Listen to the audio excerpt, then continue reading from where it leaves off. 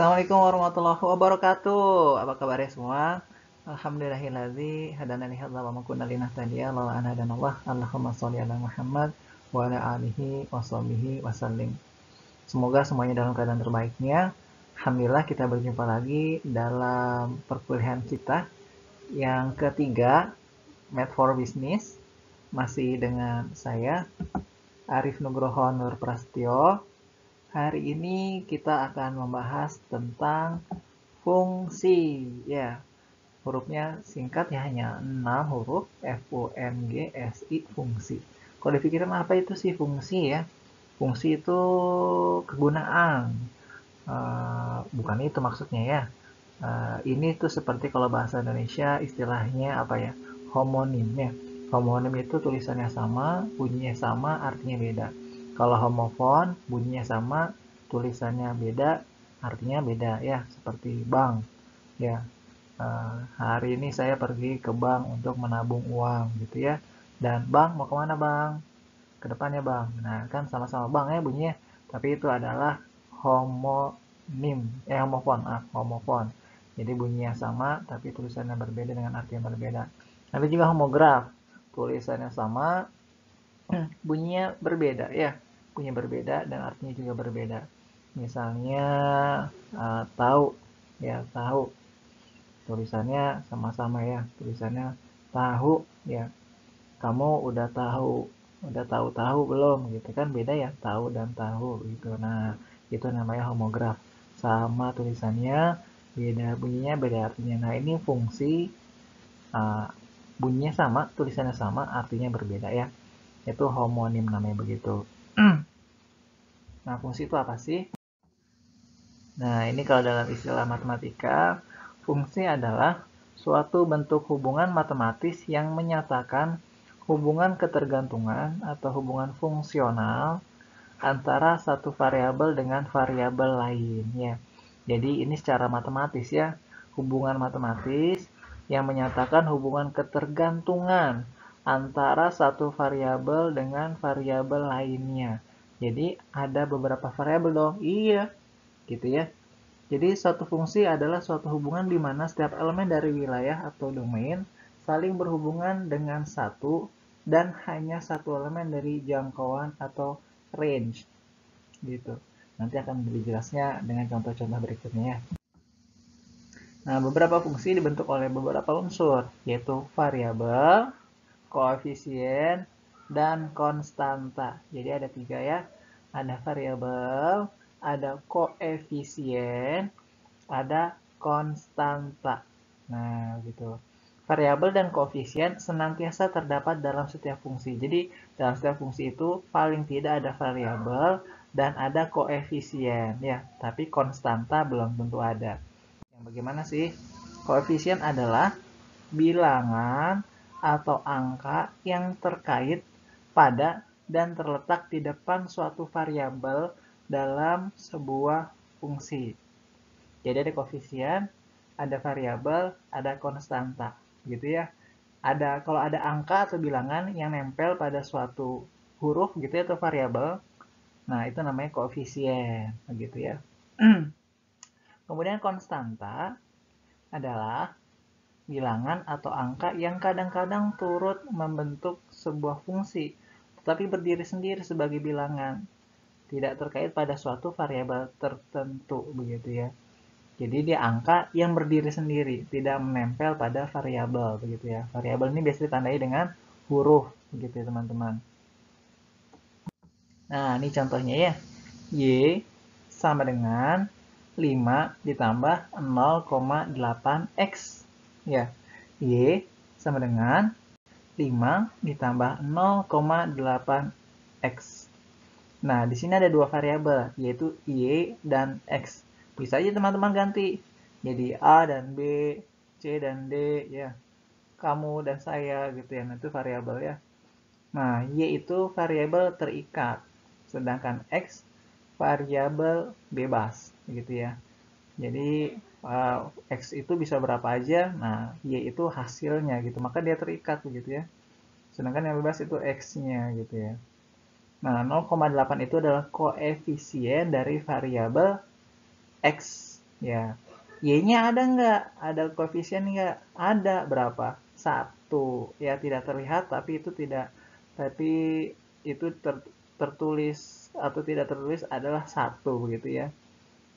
Jadi 1Y gitu ya lengkapnya ya, tapi ini tidak ditulis.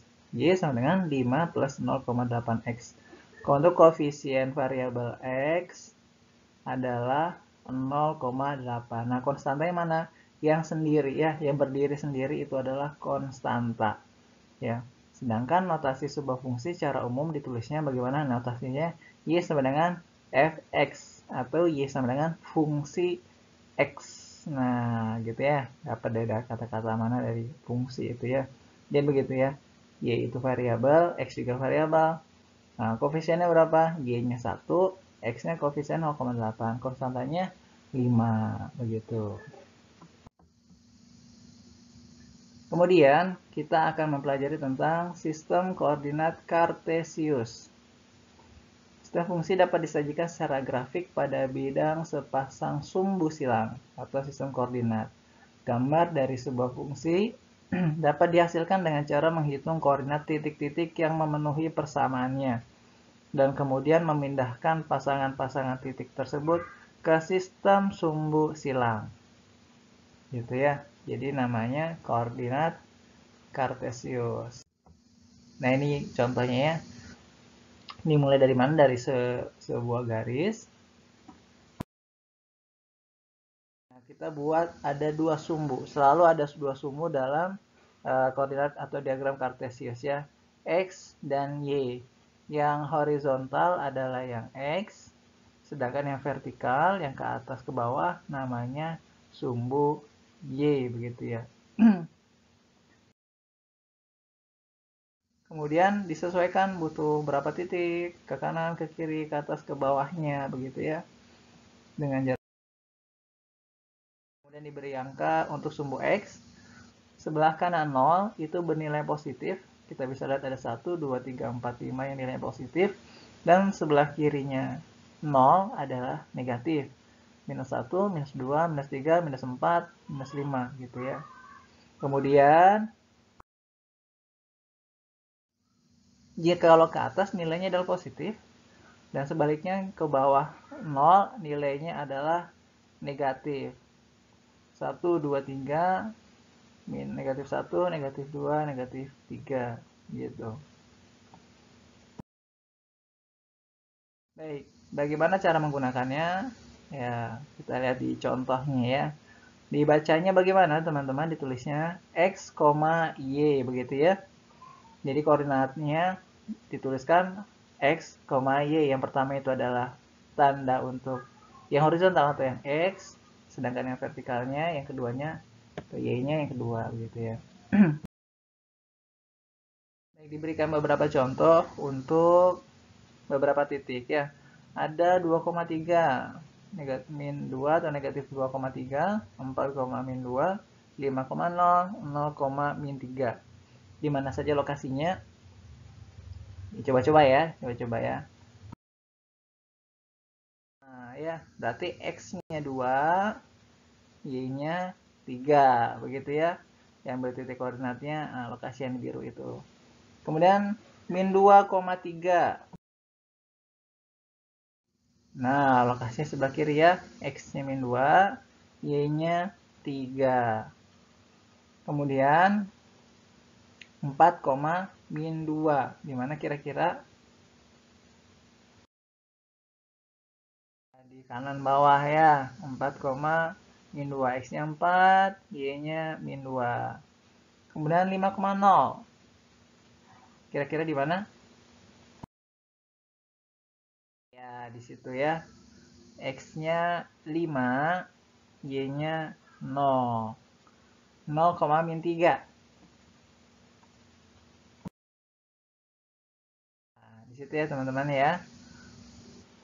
X-nya 0, Y-nya min 3. Nah, semoga jelas ya dengan contoh ini ya. Nah, nanti akan diperkuat dengan latihan ya.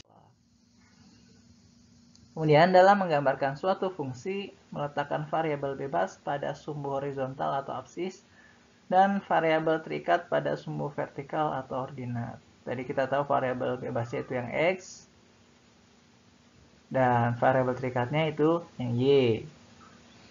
Baik, ada contoh berikutnya. Jikalau ada persamaan, Y sama dengan 3 plus 2X. Y sama dengan 3 plus 2X. Kita mau gambar nih, ya. Nah, pakai alat bantu tabel, ya. Tabel sederhana ini, ya. X, Y, ya. Jika X, maka Y. Begitu. Nah, dengan Y sama dengan 3 plus 2X, gambarnya bagaimana sih? Nah, kita mengandaikan, ya. Kita bikin sembarang angka, dibuat di sini contohnya 0 sampai 4, ya. 0, 1, 2, 3, 4. Berapa Y-nya? Berapa Y-nya?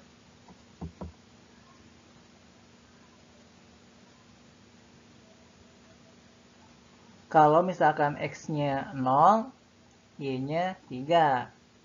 Kalau X-nya 1, Y-nya 5. Kalau X-nya 2, Y-nya 7. Kalau X-nya 3, Y-nya 9. Kalau X-nya 4, Y-nya 11. Dari mana sih? Nah, simak. Nah, perhitungannya adalah, nah, ini kan tadi tabelnya seperti ini, teman-teman, ya. X 0, 1, 2, 3, 4. Y-nya berapa? Nah, Y sama dengan 3X plus 2X. Jadi, X-nya diganti 0. Y sama dengan 3 ditambah 2 dikali 0. Nah, 2-nya dulu dikali 0. 0 ditambah 3. Jadi, hasilnya 3, ya. Maka tadi, jikalau X-nya 0, Y-nya 3. Gitu, ya. Kalau Y-nya 1, maka Y sama dengan 3 ditambah 2 dikali 1. 2 dikali 1 adalah 2. Ditambah 3, jadi 5 hasilnya. Nah, 5, ya. Masukkan ke sini. 5.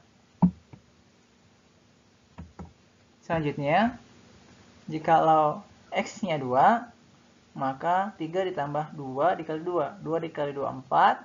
Ditambah 3, 7. Begitu, ya. Hasilnya 7 dimasukkan ke sini. Ya. Selanjutnya, jikalau X-nya 3, 3 ditambah 2 dikali 3. 2 dikali 3 itu 6. Ditambah 3 jadi 9. Ya. Masukkan 9-nya di sini. Dan terakhir, jikalau X-nya 4, maka Y sama dengan 3 ditambah 2 dikali 4. 2 dikali 4 adalah 8, ditambah 3, 11. Ya, lengkap sudah, ya. Lalu bagaimana cara penulisannya? Jadi X, Y, ya penulisannya, ya. Maka untuk yang pertama, ditulisnya 0,3. Yang kedua, 1,5. Yang ketiga, 2,7. Yang keempat, 3,9. Yang kelima, 4,11. Begitu, ya, mudah, ya. Nah, ini kita sudah dapat nih titik-titiknya dari Y sama dengan 3 plus 2X. Lalu bagaimana gambarnya? Nah, ini sudah dibikin, ya, diagram kartesiusnya, garis bilangannya. Karena tadi nilai tertingginya adalah 11, dan kita hanya pakai 0, 1, 2, 3, 4, ya, maka ini hanya disisakan masing-masing satu saja, ya. Y-nya dilebihkan 1 sampai 12, X-nya dilebihkan 1 sampai 5, ya. Maka untuk posisi tadi, gambar untuk posisi 0,3, 1,5, 2,7, 3,9, dan 4,11, di mana lokasinya? Dengan pertama 0,3, di mana? 0,3, berarti 0-nya X, Y-nya 3. Teman-teman, ya. 1,5. X-nya 1, Y-nya 5. 2,7 pun di situ. X-nya 2, Y-nya 7, ya. Kemudian untuk 3,9 dan 4,11, X-nya 3, Y-nya 9, dan 4 untuk X-nya, dan 11 untuk Y-nya. Nah, gitu, ya, titik-titiknya ya, ketemu, ya, teman-teman. Kemudian kita sambungkan dengan satu garis. Kelihatan ya persamaannya ya. Kelihatan ya persamaannya. Ya baik, persamaan ini bisa membuat apa sih kira-kira terpakai di lapangan ya teman-teman. Nah, misalkan teman-teman berjualannya tadi dengan persamaan karena bisa dapat data yang lumayan banyak, bisa dibuat persamaan. Ternyata persamaan seperti tadi, Y sama dengan 3 plus 2X misalkan begitu ya. Jadi, Y-nya itu misalkan harga, Y-nya itu misalkan penjualan, X-nya itu adalah harga. Nah, kalau harganya sekian, kira-kira penjualannya berapa begitu. Nah, bisa ada persamaan seperti itu. Nah, maka bisa ketahuan ya, bisa ketahuan naiknya harga kita berpengaruh pada barang yang dijual dan sebaliknya begitu ya. Atau misalkan uh, itu terkait dengan harga bahan pokoknya, harga modalnya. Nah, itu jadi persamaannya bisa menggambarkan kira-kira kalau harga barang pokoknya naik, nanti bagaimana hasil penjualannya. Atau bagaimana dengan tingkat iklan misalnya. Semakin banyak iklannya, semakin apakah hasil penjualannya begitu ya. Jadi persamaan itu bisa mengestimasi kira-kira hasilnya ketika nanti disimulasikan di lapangan seperti itu begitu. Ya, terima kasih. Demikian kuliah kita singkat ya. Alhamdulillah. Insya Allah ini adalah menjadi dasar bagi bab-bab berikutnya. Semoga bisa dimengerti sehingga tidak kesulitan. Kerjakan soalnya pada bit.ly garis miring MFB Math for Business strip TG3 tugas 3 pendahuluan fungsi gitu ya, atau di scan pada QR code berikut. Semoga bermanfaat. Ilahi taufiq wal hidayah. Assalamualaikum warahmatullahi wabarakatuh.